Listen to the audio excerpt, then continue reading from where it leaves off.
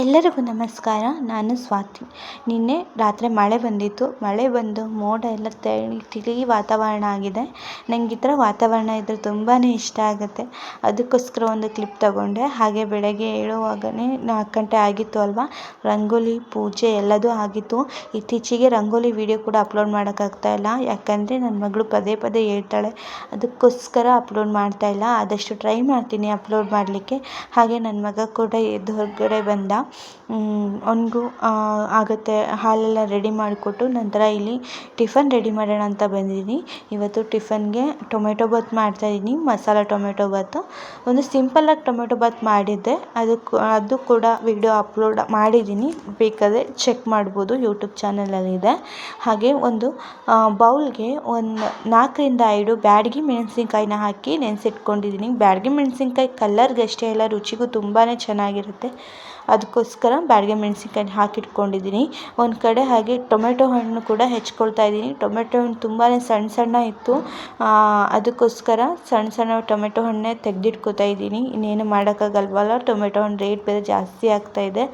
Tomato ಹಣ್ಣಲ್ಲಿ ಉದ್ದುದ್ದ ಹೆಚ್ಕೋತಾ ಇದ್ದೀನಿ, ಸ್ವಲ್ಪ ಉದ್ದುದ್ದ.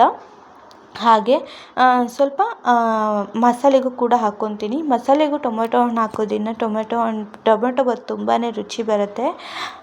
ನೀವು ಬೇಕಾದ್ರೆ ಚೆಕ್ ಮಾಡ್ಕೋಬೋದು ಟೊಮೆಟೊ ಹಣ್ಣು ಒಂದ್ಸಲ ಹಾಕಿಬಿಟ್ಟು. ಏನಂದರೆ ಟೊಮೆಟೊ ಹಣ್ಣು ಹುಳಿ ಇದ್ದರೆ ಚೆನ್ನಾಗಿರುತ್ತೆ. ಹುಳಿ ಇರಲಿಲ್ಲ ನಮ್ಮನೆ ಟೊಮೆಟೊ ಹಣ್ಣು, ಸ್ವಲ್ಪ ಸ್ವೀಟಾಗಿತ್ತು. ಅದಕ್ಕೋಸ್ಕರ ಎಂಡಿಂಗಲ್ಲಿ ನಾನು ಲೆಮನ್ನ ಹಾಕ್ಕೋತೀನಿ. ಇದು ರುಚಿನ ಹುಳಿ ಮಾಡುತ್ತೆ, ಅದಕ್ಕೋಸ್ಕರ. ಮತ್ತು ಇಲ್ಲಿ ಒಂದು ಎಷ್ಟು ಹೆಚ್ಚಿದ್ನೋ ಅಷ್ಟೇ ಪ್ರಮಾಣದಲ್ಲಿ ನಾನು ಮಿಕ್ಸಿಗೆ ಟೊಮೆಟೊ ಹಣ್ಣನ್ನ ಹೆಚ್ಚಾಕೋತಾ ಇದ್ದೀನಿ. ನಮ್ಮನೇಲೆ ಹೇಗೆ ಅಂದರೆ, ನನಗೆ ರೈಸ್ ತುಂಬಾ ಇಷ್ಟ ಆಗುತ್ತೆ. ಮತ್ತು ನಮ್ಮನೆಯವರಿಗೆ ರೈಸ್ ಟಿಫನ್ ಮಾಡಿದ್ರೆ ಇಷ್ಟ ಆಗಲ್ಲ. ಅವ್ರಿಗೆ ಚಪಾತಿ, ಪೂರಿ, ದೋಸೆ ಈ ಥರ ಎಲ್ಲ ಇಷ್ಟ ಆಗುತ್ತೆ. ಬಟ್ ನಂಗೆ ತುಂಬ ರೈಸ್ ಇಷ್ಟ ಆಗುತ್ತೆ. ನಾನು ಅದಕ್ಕೆ ಯಾವಾಗಲೂ ಪಲಾವ್ ಟೊಮೆಟೊ ಬಾತ್ ರೆಸಿಪಿನ ಮಾಡ್ತಾಯಿರ್ತೀನಿ. ಕೆಲವೊಂದು ಸಲ ಏನು ಹೇಳಿದೆ ತಿಂತಾರೆ, ಇನ್ನು ಕೆಲವೊಂದು ಸಲ ಅವ್ರಿಗೂ ಸುಮ್ಮನೆ ತಿಂದು ಬೇಜಾರಾಗಿರುತ್ತೆ ಅಲ್ವಾ ರೈಸು. ಆವಾಗೆಲ್ಲ ಹೇಳ್ತಾ ಇರ್ತಾರೆ, ಏನು ಯಾವಾಗಲೂ ರೈಸೇ ಮಾಡ್ತಾ ಇರ್ತೀಯ, ಬೇರೆ ಏನಾದ್ರು ಮಾಡು ಅಂತ ಹೇಳ್ತಾ ಇರ್ತಾರೆ. ಆದ್ರೂ ರೈಸ್ ಹೊಟ್ಟೆ ತುಂಬಿದಷ್ಟು ಇನ್ಯಾವುದು ಐಟಮ್ಸ್ ಅಷ್ಟು ಹೊಟ್ಟೆ ತುಂಬಿಸಲ್ಲ ಅನಿಸುತ್ತೆ. ಎಕ್ಸಾಂಪಲ್ ಈ ಚಿತ್ರಾನ್ನ, ಟೊಮೆಟೊ ಬಾತು, ಈ ಪಲಾವ್ ಮಾಡಿ ಹೊಟ್ಟೆ ತುಂಬಿಸ್ಕೊಳ್ಳೋದಕ್ಕೂ, ಈ ಪೂರಿ, ದೋಸೆ, ರೊಟ್ಟಿ, ಚಪಾತಿ ಮಾಡಿ ಹೊಟ್ಟೆ ತುಂಬಿಸ್ಕೊಳ್ಳೋದಕ್ಕೂ ತುಂಬಾ ಡಿಫ್ರೆನ್ಸ್ ಇದೆ ಅಲ್ವಾ. ಅದಕ್ಕೋಸ್ಕರ ನಂಗೆ ರೈಸೇ ಇಷ್ಟ. ಅದಕ್ಕೋಸ್ಕರ ನಾನು ರೈಸ್ ಜಾಸ್ತಿ ಮಾಡ್ತಾಯಿರ್ತೀನಿ. ಮತ್ತು ಇಲ್ಲಿ ಮಿಕ್ಸಿಗೆ ನಾನು ಹೆಚ್ಚಿಟ್ಕೊಳ್ಳೋದಕ್ಕೆ 2 ಈರುಳ್ಳಿ ಹೆಚ್ಚಿಟ್ಕೊಂಡಿದ್ದೀನಿ. ಒಂದು ಈರುಳ್ಳಿ ಉದ್ದುದ್ದ, ಇನ್ನೊಂದು ಈರುಳ್ಳಿನ ಮಿಕ್ಸಿಗೋಸ್ಕರ ದಪ್ಪ ಹೆಚ್ಚಿಟ್ಕೊಂಡಿದ್ದೀನಿ.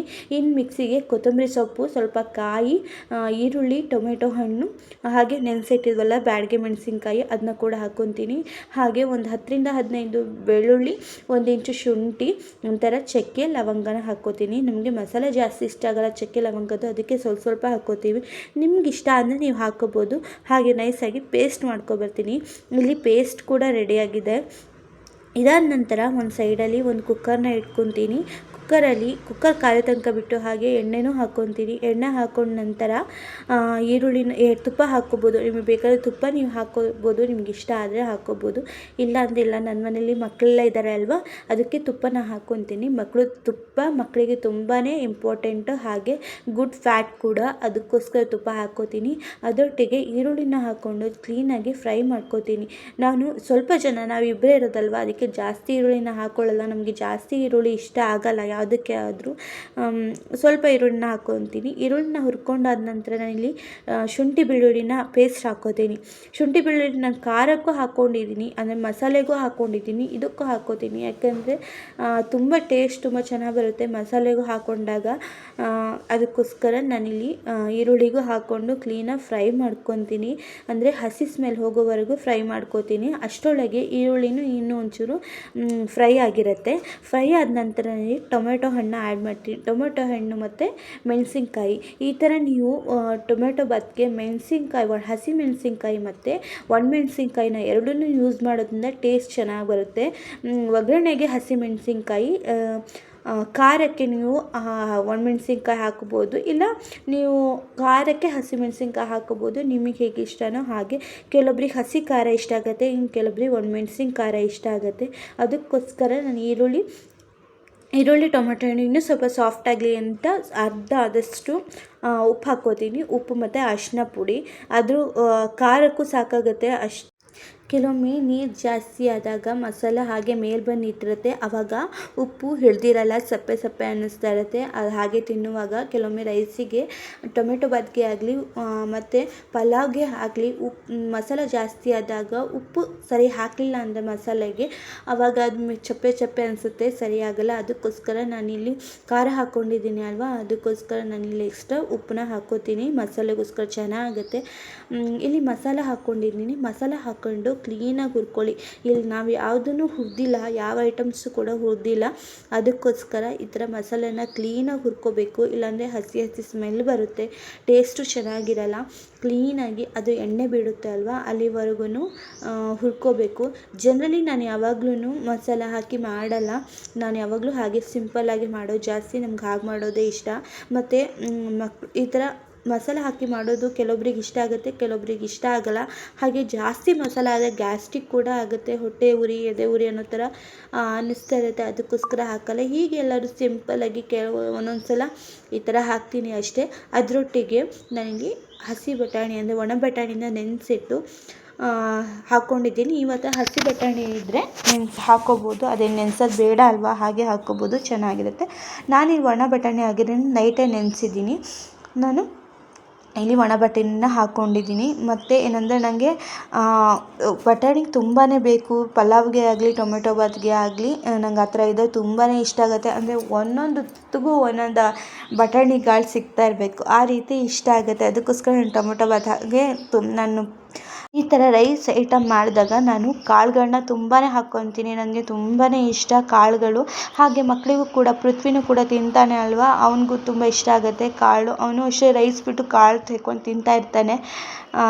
ಅದಕ್ಕೋಸ್ಕರ ಕಾಳು ತುಂಬ ಹಾಕ್ತೀನಿ. ನಮ್ಮನೆ ಕಾಳು ಎಲ್ಲರಿಗೂ ತುಂಬ ಇಷ್ಟ ಆಗುತ್ತೆ. ಕಾಳು ಸಾಂಬಾರು, ಕಾಳು ಪಲ್ಯ, ಕಾಳು ಹಾಕಿದ ರೈಸ್ ಐಟಮ್ಸ್ ಎಲ್ಲ ತುಂಬ ಇಷ್ಟ ಆಗುತ್ತೆ. ಅದಕ್ಕೋಸ್ಕರ ನಾನಿಲ್ಲಿ ಕಾಳನ್ನ ಜಾಸ್ತಿ ಹಾಕ್ಕೋತೀನಿ. ಈ ಥರ ಕ್ಲೀನಾಗಿ ಅಕ್ಕಿನ ಹುರ್ಕೊಳ್ಳಿ.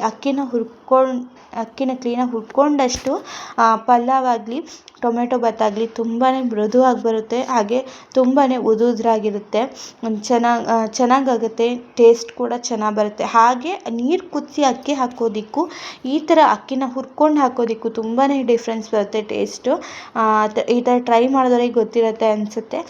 ಯಾರು ಟ್ರೈ ಮಾಡಿಲ್ಲ ಅಂದರೆ ಈ ಥರ ಒಂದ್ಸಲ ಟ್ರೈ ಮಾಡಿ. ಹೀಗೆ ಇಲ್ಲಿ ಅಕ್ಕಿನ ನೀಟಾಗಿ ಹುರ್ಕೊಂಡಿದ್ದೀನಿ. ನೀಟಾಗಿ ಹುರ್ಕೊಂಡ ನಂತರ ಅಂದರೆ ಒಂದು ಲೋಟ ಅಕ್ಕಿಗೆ 2 ಲೋಟದಷ್ಟು ನೀರನ್ನ ಹಾಕ್ಕೊಂಡಿದ್ದೀನಿ. ಇಲ್ಲಿ ನಾನು ಅಕ್ಕಿ ಮೊದಲೇ ನೆನೆಸಿಟ್ಟಿರಲಿಲ್ಲ, ಅದಕ್ಕೋಸ್ಕರ 2 ಲೋಟದಷ್ಟು ನೀರು ಹಾಕ್ಕೊಂಡಿದ್ದೀನಿ.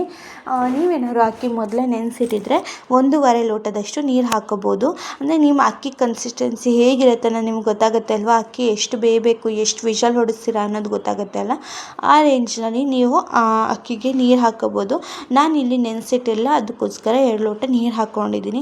ಅದಾದ ನಂತರ ಕ್ಲೀನಾಗಿ ಮಿಕ್ಸ್ ಮಾಡ್ಕೊತೀನಿ. ಮಿಕ್ಸ್ ಆದಮೇಲೆ ಎಷ್ಟು ಬೇಕು ಒಂದು ಕುದಿ ಬರ್ಲಿಕ್ಕೆ ಬಿಡ್ತೀನಿ. ಯಾವಾಗಲೂ ಅಷ್ಟೇ, ಒಂದು ಕುದಿ ಬಂದ ನಂತರ ಉಪ್ಪು ಹಾಕ್ಕೊಳ್ಳಿ, ಆವಾಗ ಅಕ್ಕಿಗೆ ಕ್ಲೀನಾಗಿ ಉಪ್ಪು ಸೇರಿಕೊಳ್ಳುತ್ತೆ. ಮತ್ತು ಇಲ್ಲಿ 1 ಚಮಚದಷ್ಟು ಉಪ್ಪು ಹಾಕ್ಕೊಂಡಿದ್ದೀನಿ. ಉಪ್ಪು ಹಾಕ್ಕೊಂಡು ಮತ್ತೊಂದು ಸಲ ಟೇಸ್ಟ್ ನೋಡಿ. ಉಪ್ಪು ಖಾರ ಏನಾದರೂ ಹೆಚ್ಚು ಕಮ್ಮಿ ಆದರೆ ನೀವು ಖಾರ ಪುಡಿ ಹಾಕ್ಕೋಬೋದು,